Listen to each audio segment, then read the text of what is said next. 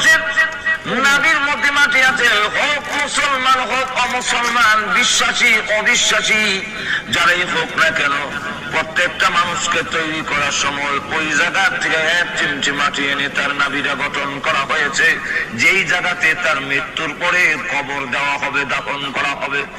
আপনাদের প্রশ্ন হতে পারে, যেই সমস্ত হিন্দুরা আগুন দিয়া জ্বালায়া পোড়ায়া শেষ করে দেয়, এদেরকে তো হুজুর খবরই দেয় না, তা আপনার এই কথার কি অর্থ?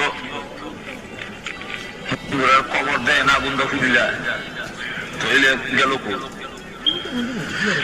জবাব দিয়েছেন আগুন দিয়ে পোড়াইল, যেহেতু নাভিটার মধ্যে মাটি আল্লাহ দেওয়ার জন্য অর্ডার দিয়েছেন, সমস্ত শরীর পুড়লেও নাভিটা আগুনে পুড়ে না। নাভি সহ আর শালি সহ নিয়ে যেখানে রাখে এখান থেকে হেরে বানিয়েছে। কোন মানুষ যদি নদীটা বাসায় দেওয়া হয়